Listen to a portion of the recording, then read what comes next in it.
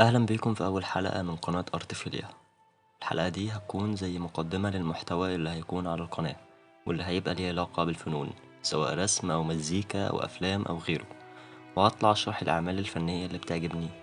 ممكن ما يكونش شرح قوي، ممكن يكون وصف لإحساس وصلني من العمل ده، أو أطلع أقول اللي فهمته منه، زي اللي هعمله في الحلقة دي واللي هتكلم فيها عن ألبوم ابن الليل لمشروع ليلى. المزيكا زيها زي أي فن من الفنون، ممكن يكون في رسالة معينة وممكن لأ، ممكن يكون بيحكي قصة وممكن لأ. أما المميز في الألبوم ده إنه قصة كاملة فيها بداية ووسط ونهاية، وكل تراك فيه بيوصف حالة وبيشرح وضع، والفنان عنده حاجة عايز يقولها فعلا من خلال المزيكا والكلام. كفاية تقديم ويلا بينا نمسك الألبوم نفصصه جزء جزء من وجهة نظري ومن اللي وصلني وفهمته. أولا الألبوم مكون من 13 أغنية، واسم الألبوم ابن الليل، وفي إشارة لأن الشخص اللي بيتكلم في الأغاني أو اللي بيحكي لنا الكلام ده شخص ليلي بيقوم بأنشطته بالليل، وده بيبان في أكتر من تراك. تاني حاجة إن الليل رمز للحزن والوحدة، ودي التيمة اللي ماشي عليها الألبوم كله. تاني حاجة الكفر بتاع الألبوم، وهو عبارة عن شخص شبه تماثيل الأساطير اليونانية، واللي مذكور منها أكتر من واحدة في الألبوم، وليه جناحات زي جناحات إيكاروس، ودي أسطورة من الأساطير اليونانية القديمة، وليه أغنية باسمه وهنشرحها بالتفصيل أكتر في وقتها. تاني حاجة الشخص ده لابس قناع ووشه مشوه أو مكسور مش سليم، والقناع ده بيداري التشوه ده كأنه قناع بيلبسه عشان يكلم الناس من خلاله، أو يتعامل معاهم عشان يبقى شبههم. والقناع على شكل ذئب لرمزية إنه شخص ليلي أو ابن الليل فعلا. بعد كده نخش في الألبوم، وفي أول تراك معانا وهو تراك أيودي. مبدئيا لازم تعرف قصة أيودي، وهي إلهة من آلهة اليونانيين، وهي عبارة عن إلهة من آلهة الإلهام التسعة، وهم بنات زيوس، وهي أخت ميليتي ونيمي. وأيودي هي ملهمة الصوت والغنى. بيبدأ الألبوم بأغنية أيودي، والأغنية دي عبارة عن شخص بيقوم بطقوس تعبد معينة قدام المراية عشان تحضر وتتلبس جسمه وتحضر فيه وتسيطر على لسانه وتلهمه إنه يتكلم في مواضيع ومشاكل كتير، منها الإنسانية ومنها المجتمعية، وموضوعات بتهتم خصوصا بالمجتمع اللبناني. وفي أغاني أخدت فعلا أحداث حصلت في لبنان معينة وبتسقطها بشكل أعم، والتراك بتحس إنه ترنيمة بتتردد، فبيقول: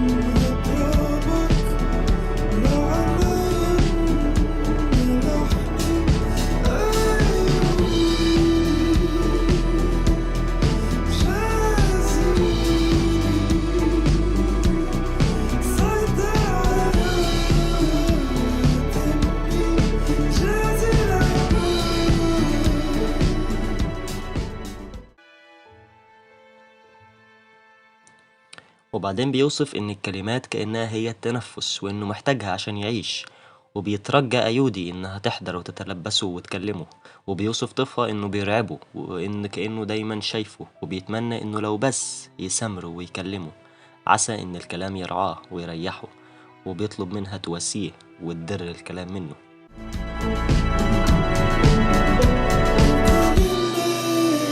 تنفس بس الحياة تنفس كلمني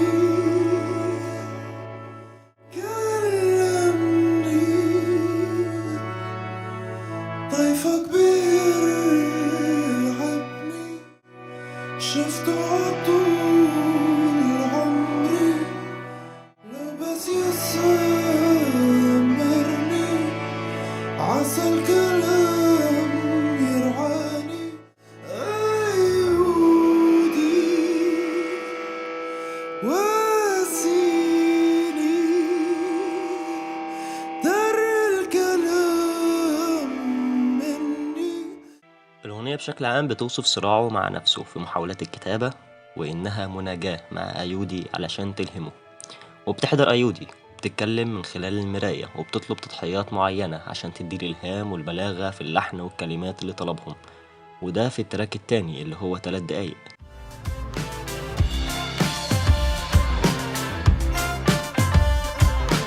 في اتخبى بجلدك، في البس كل وجوهك،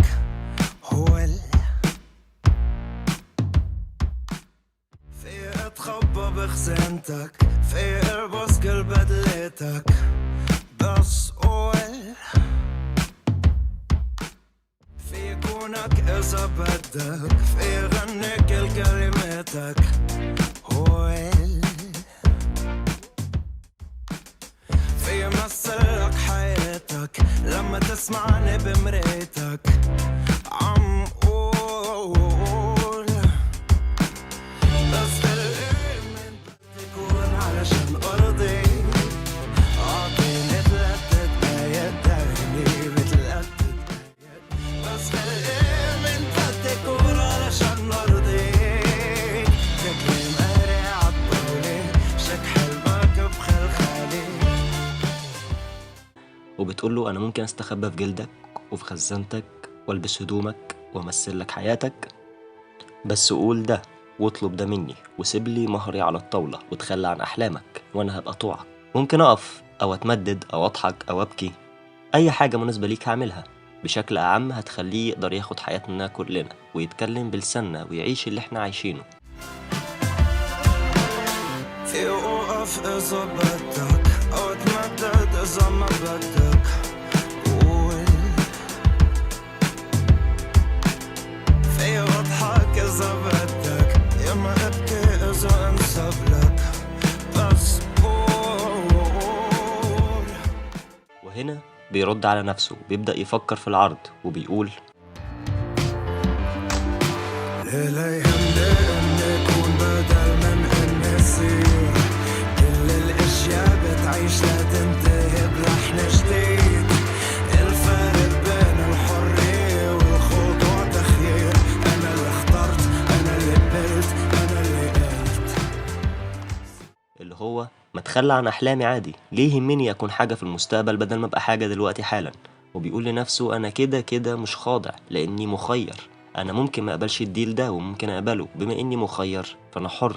وبعدين بيقول سمي الشيطان باسمه، سمي الفنان كذاب، نص الاشياء اللي بحسها بتجمل خيال، اذا بناقض نفسي كلنا بنحتوي اعداد، انا اللي كبرت، انا اللي قبلت، انا اللي قلت. هنا الكلام رايح للمجتمع اللي الناس السيئة فيه ليها وضعها ومكانتها، والفنانين لأ، بل كمان بيتقال عليهم كدابين عشان بيدعوا شيء هم مش عليه. فبيبرر ده بيقول أنا لو متناقض فده لأني فيا الجموع، فيا كل شيء، زي ما ابن عربي قال وفيك انطوى العالم الأكبر. وهو في أكتر من واحد وكلهم مش زي بعض، عشان كده الفن ممكن تكون حاجة واحدة وتوصل لأكتر من شخص بمنظور مختلف عن التاني.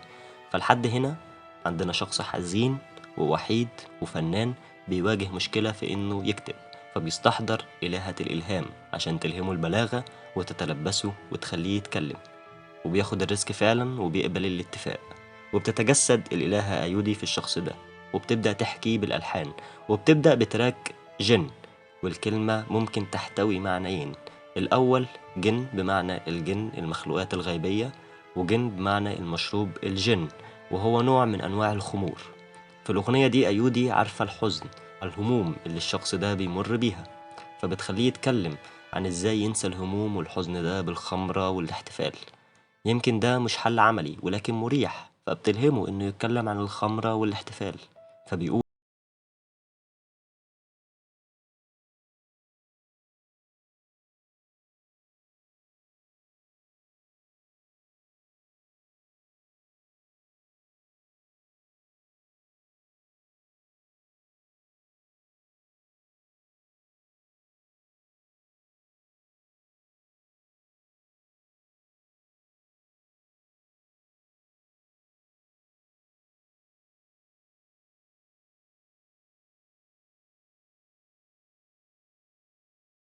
احتفال كأنه احتفال من العصور اليونانية والرومانية القديمة اللي كانت بتتعمل الإله داينيسيوس، وهو إله الخمرة والاحتفال. وكان ليه حاشية بتسمى عفاريت الليل، فكأنه بيحتفل زيهم، وكأن الخمرة بتوصله للحكمة لما قال نسمع حكمات الأعناب كل الحكم بالأعناب. وبيجي الكورس بيقول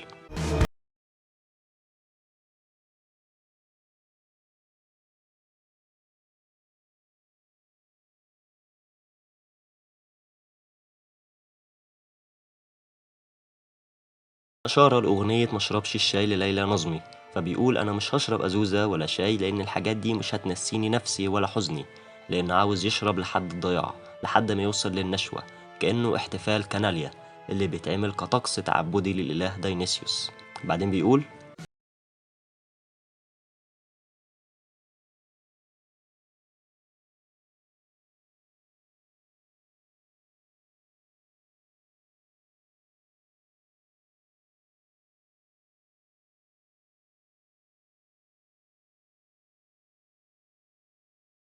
هيحس بهانجوفر وهيتعب، ولكن الخمرة ما بتوجعش قد همومه واللي حاسس بيه، وبيقولوا انه بينه وبين فرحه حيطة سمكها قد ازازة الخمرة، وهو مش هيصمت قدامها وهيشرب برضه عادي.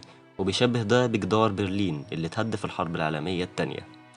فالأغنية عموما مزاجها احتفالي، أيودي بتلهمه وبتخليه يعرف ازاي يتكلم عن الاحتفال والفرح وازاي ينسى حزنه، ولكن الحالة دي للأسف مش بتدوم. فبنخش في التراك اللي بعده وهو الرابع معانا، وهو تراك إيكاروس. وإيكاروس هو ابن داداليوس، وهو معماري واتحبس هو وأبوه في متاهة في جزيرة كريت كعقاب من الملك مينوس ملك الجزيرة. فعشان يهرب هو وأبوه، أبوه عمل أجنحة من الريش وثبتوها بالشمع على جسمهم، ونصحوا إنه ما يطيرش قريب من الشمس عشان الشمس ما تسيحش الشمع. وفعلا طاروا وهربوا، ولكن إيكاروس تجاهل نصيحة أبوه وطار قريب من الشمس وساحت الأجنحة، وقع إيكاروس ومات. والقصة دي بيتم استخدامها كرمزية في حاجات كتير جدا، ممكن تستخدم في إن الواحد يرميها كمثال على شخص أحلامه وطموحاته كبيرة وبعيدة جدا، ولكن الإمكانيات اللي في إيده ما تقدرش توصل لها. وأيودي هنا استخدمتها استخدام مشابه في التراك ده، وبتخليه يتكلم عن نفسه. هو فنان طموح ورومانسي ومتمرد، كل ده زي الشمع والريش هيكونوا سبب في نهايته، وكل المشاريع دي ملهاش لازمة لأنه مش هيقدر يحققها، وإن حياته زي أغنية مصيرها تخلص، وكل اللي هيحققه ده الزمن هيمر عليه وهيرميه. بيقول كان عنده مشاريع بس الحياة بتصير شمع وريش بكرة مكاني، كان الزمن عبير بيمر وبيرمي من غير تنسيق بكرة مكاني، واللي مكتوب عجبين اخرته تشوفه العين، شمع وريش بكرة مكاني، مكتوب لجوان احكيلنا منهبط بلاش على الأكفان. الأغنية عبارة عن رثاء لكل الفنانين اللي ما قدروش يحققوا طموحاتهم، إما لأنهم في مكان غلط في وقت غلط، أو لأنهم ما عندهمش إمكانيات، وبتشبههم بإيكاروس. بعدين بتكمل أيودي في الإلهام في التراك الخامس وهو مغاوير، وبتتكلم عن المجتمع اللبناني والشرقي عموما، وخصوصا عن حادثين إطلاق نار حصلوا في أسبوع واحد راح ضحيتهم 2 صغار كانوا بيحتفلوا بعيد ميلادهم. الأغنية كأنها خطوات أو عناصر أيودي بتمليها على لسان الكاتب لازم يتبعها لو عايز يعيش في بيروت عاصمة الليل، وبتبين جوانب العنف وظاهرة حمل السلاح المنتشرة، كل ده على لحن راقص كأنها بتقول إن الموت ده شيء عادي بيحصل. ومعنى كلمة مغاوير أصلا جاية من الشخص المغوار، أي الشجاع اللي ما بيخافش الخوض في أي نزال أو حرب، وبيطلق على الجيش اللبناني اسم مغاوير. فبيقول أولا سنة حلوة يا جميل، ثانيا الليل حيكون طويل، قول يا أمك ما تخاف الملها على بعض رصاص. وهنا إشارة للحادثة، وبتكمل علمونا على الملعب نلعب عصابات، شوف شوف بواسوك شوف شوف بواسوك شوف شوف بواسوك، كنا سوا عم نتسلى وينك اختفيت، شوف شوف بواسوك شوف شوف بواسوك شوف شوف بواسوك،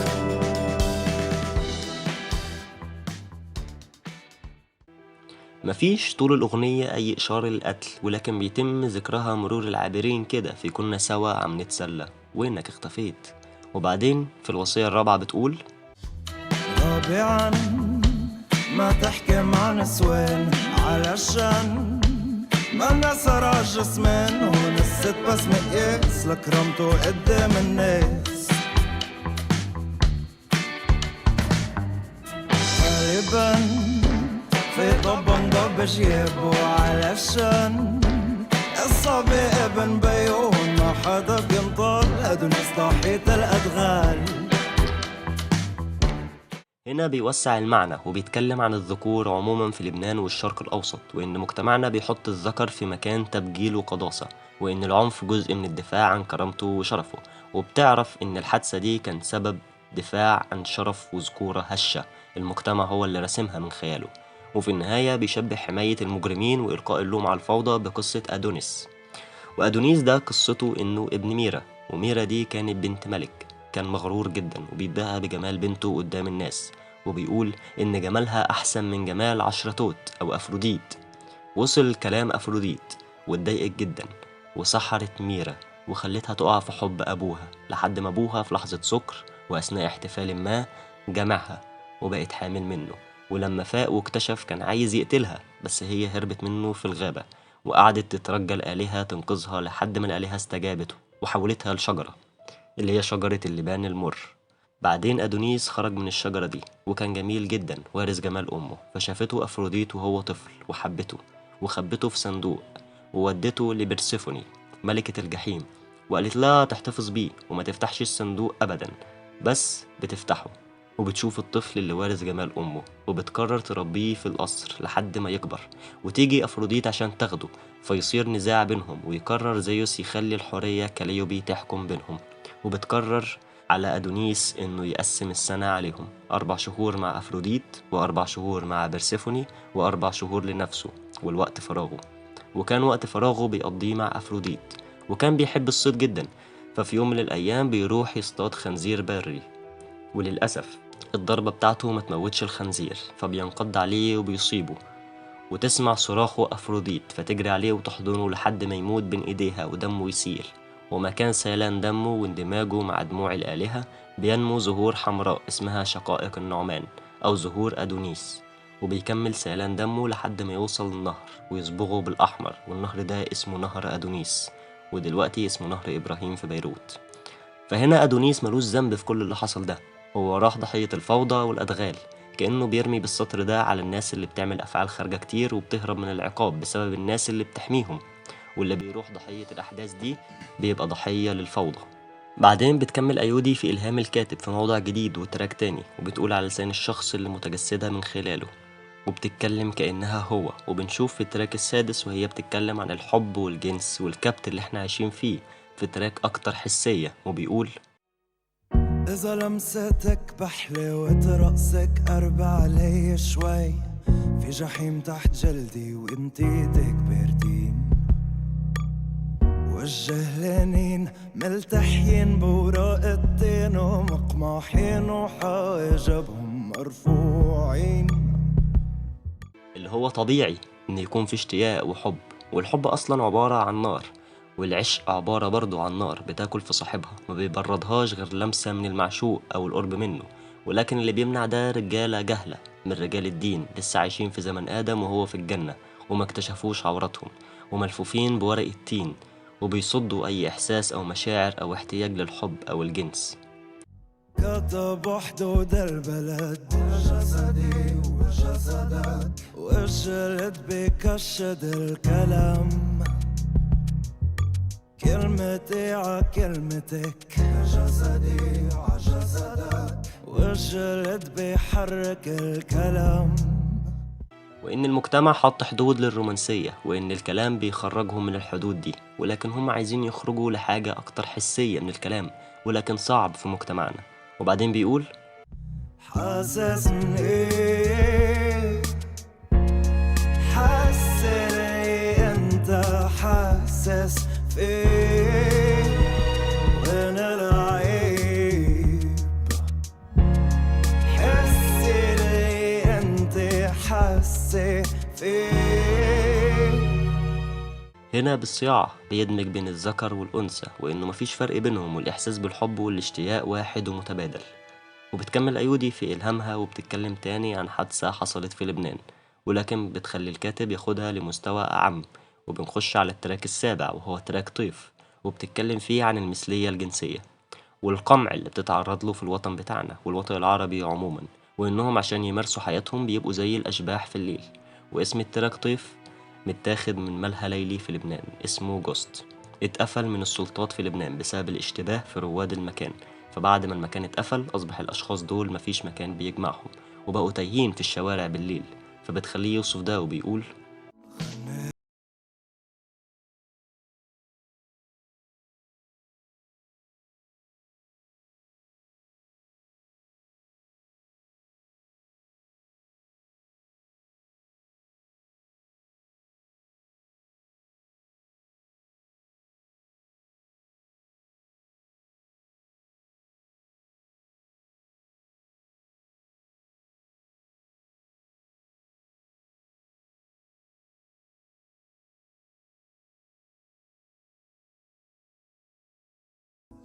هنا بتوصف اللي بيحصل من أفعال سواء رقص أو انتشاء أو أي حاجة، وده طبيعي بيحصل في الليل في الشارع، وإنه وحيد وحزين وحزنه ده مأثر على الطبيعة حواليه، وإنه مثلي بالطبيعة والحكومة فرض عليهم العقاب وبتحاربهم.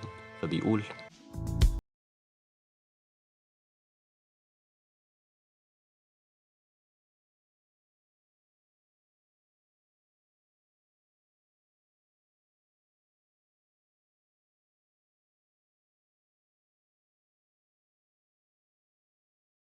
هم بيتخصوا وبيتقتلوا ويتعدموا وبيواجهوا كل أصناف العذاب والإهانة من الحكومة لمجرد الوصول لمجد شخصي وأوسام. وبعدين بيقول: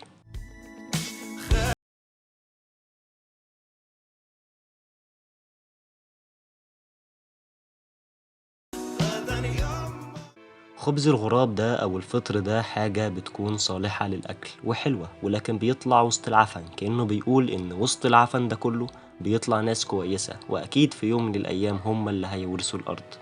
وبيكمل في سرد الظلم وبيضيف حاجات زي إنهم بيتمحوا من كتب التاريخ. فبيقول: وانمحيت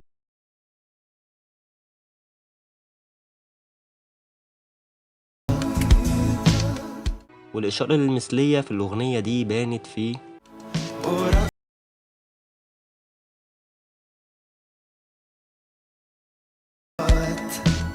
سافو دي شاعرة إغريقية من جزيرة ليسبوس، شاعرة في الحب، وموصلناش منها غير شظايا من شعرها.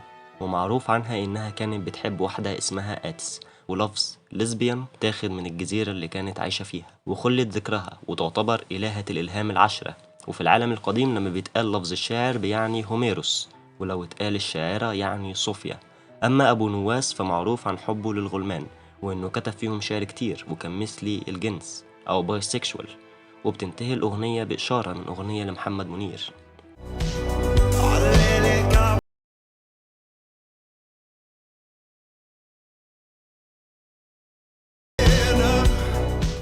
أيودي هنا برضو بتقول إن المآسي دي كلها ممكن تكون شيء نرقص ونغني عليه. وبعدين بنروح لأن الكاتب بتاعنا خلاص وصل لقمة التعب، وإنه عاوز حلم يهربه من حزنه في تراك فليكن، وهو التراك الثامن.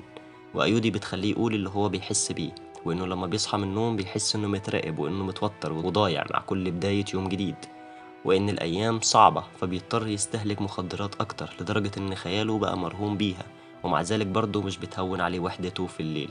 فبيقول: بحسه بعده نايم حدي بيعني حلم يهربني، عم لفلف لحالي بتختي كل ما يمر المسحراتي. المسحراتي هنا إشارة لأغنية مستر تامبورين مان لبوب ديلن، والأغنية دي بتتكلم عن الإلهام سواء بالمخدرات أو بالذهن الحاضر، وإن الفن والمخدرات شيء واحد ممكن نستخدمهم للمعرفة أكتر أو للهروب من الواقع. والكاتب بيعبر هنا عن وحدته في الإلهام سواء وهو واعي أو مش واعي، وإنه غرقان في التفكير وبتخليه يشوف الناس بطريقة غريبة. فبيقول: والناس حولي غريبين مش أموات ولا عايشين. وإن المخدرات بتخليه قادر يتعامل معاهم ويلبس الوشوش اللي لايقة عليه قدامهم، وإنه خلاص بقى تايه وضايع زي السفينة بدون مرسى، مبقاش عارف يفوق، ولو فاق بيحس إن عزرائيل قدامه وخلاص وصل لقمة البؤس من الناس ومن نفاقهم، فبقى مش مهتم. فليكن ما يكون بدي يكون بعدني واقف عم غني، وبينهي الأغنية بيه بس بلبس كذبتي. كأنه بيسيب المجال مفتوح، وهل فعلا هيقدر يضحك بالرغم من الحزن اللي بيعيشه، ولا هيكمل في الكذب تاني؟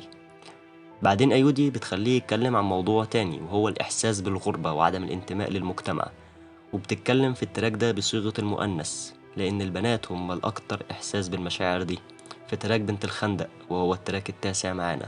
وفي التراك ده بتتكلم عن حياة البنات في المجتمعات الشرقية، إن البلد اللي البنت بتتولد فيها وبتكبر فيها بيكبر معاها إحساس بالغربة وبالحبس، إنها مش قادرة تعيش، وإن أحلامها وطموحاتها أكبر من البلد اللي هي فيها، والعادات والتقاليد بقوا جزء منها زي جلدها، وجلدها بطل يسعها، فبيكبر إحساسها بالغربة وبالخوف إن العمر يجري بيها وهي لسه بنت أبوها ملهاش حياة تعيشها، فبتقول لهم بيعوا البلد وخونوه.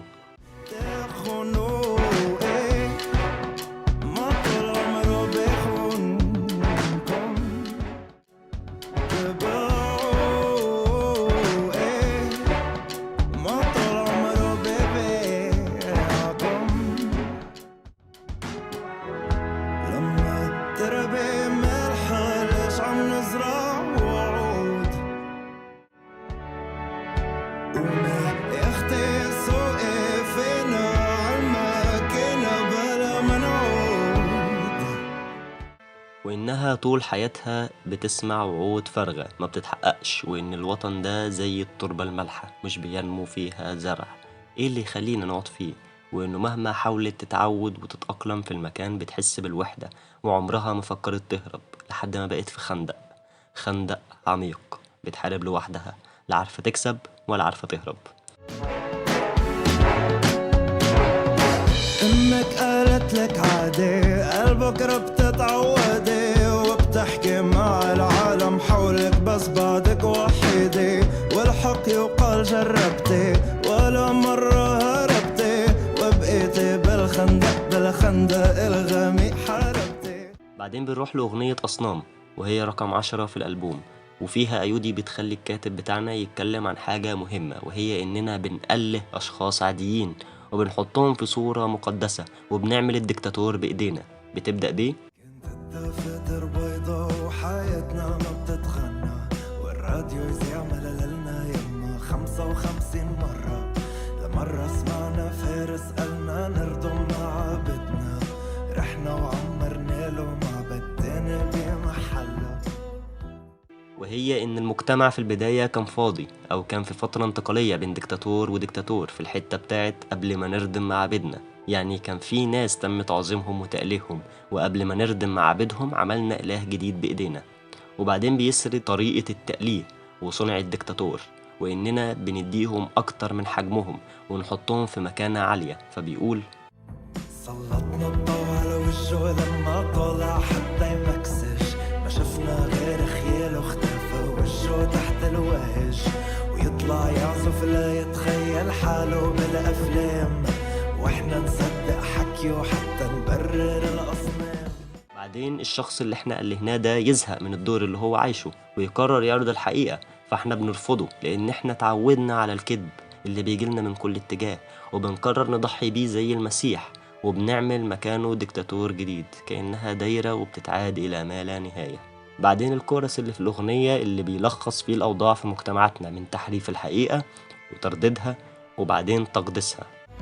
حرفوا رددوا قدسوا رددوا، حرفوا رددوا قدسوا رددوا. بعدين بنروح لتراك سعد السعود، وهو التراك ال11، وعبارة عن مقطوعة مزيكا كأنها راحة من الكلام والحزن والمآسي قبل آخر أغنية وقبل أغنية الخروج، وكأنها تمهيد لحاجة كبيرة في النهاية.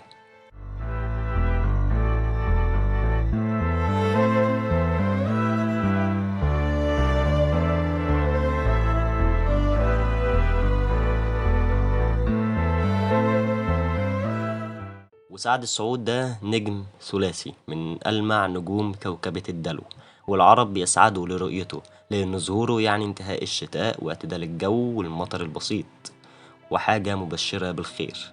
ومكان المقطوعة دي في الألبوم كأنه بيقول إنه بعد المآسي دي كلها والحزن ده كله في أمل.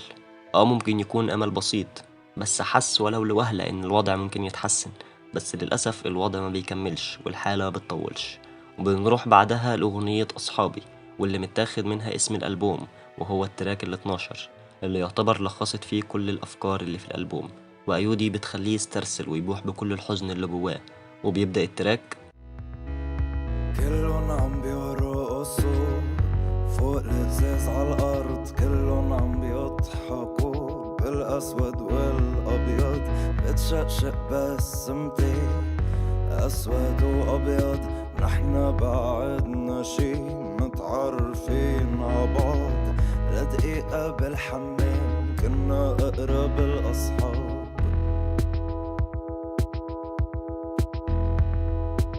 زيف للاهتمام اللي اني بنحب. هنا الكاتب بيوصف مشهد من ملهى ليلي وفي الناس كلها بترقص وبتحتفل، وبعدين انه عاوز يحتفل معاهم وينسى حزنه ولكن مش عارف. وبعدين يبدأ يتعرف على حد وبسرعة بيبقوا صحاب، وبيحاول ياخد منه اهتمام، وبيبقى عايز يسمع منه كلمة حب أو بس أي كلمة يملى بيها الفراغ اللي جواه، ولكن ده بيكون اهتمام مزيف. وبيكمل: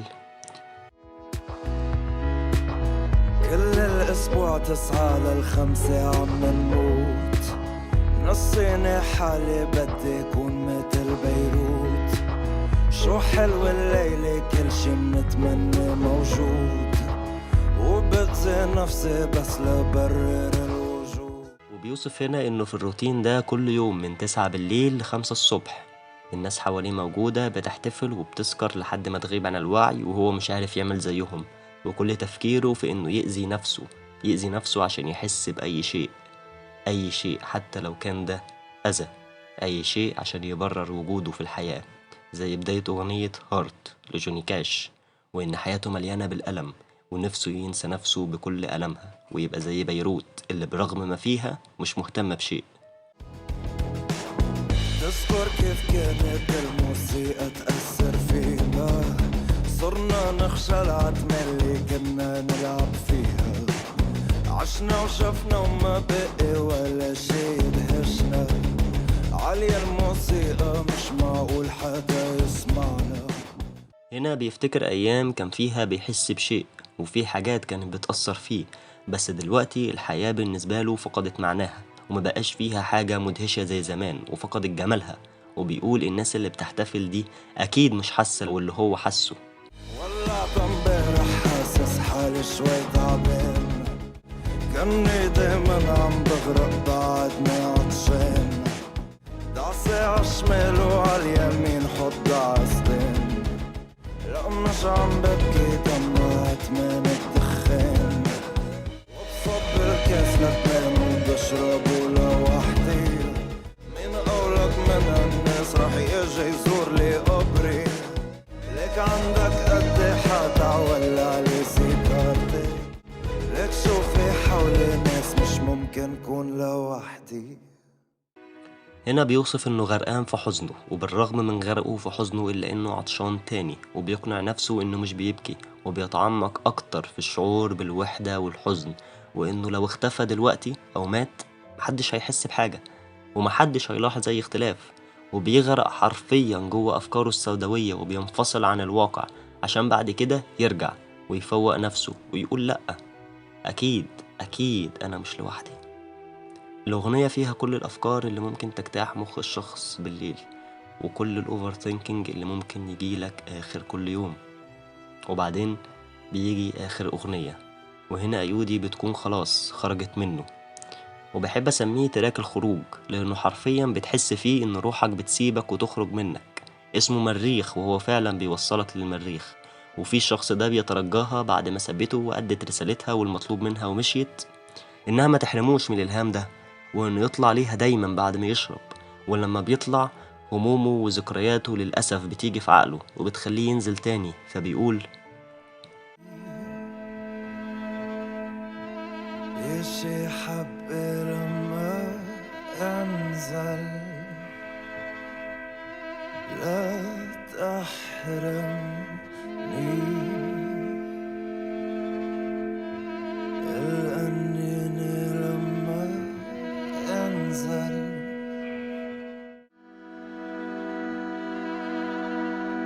نسيني ايدين بي لما انزل بتعاقبني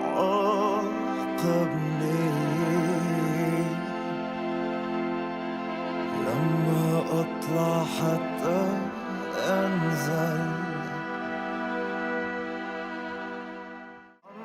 بطلع عمال اطلع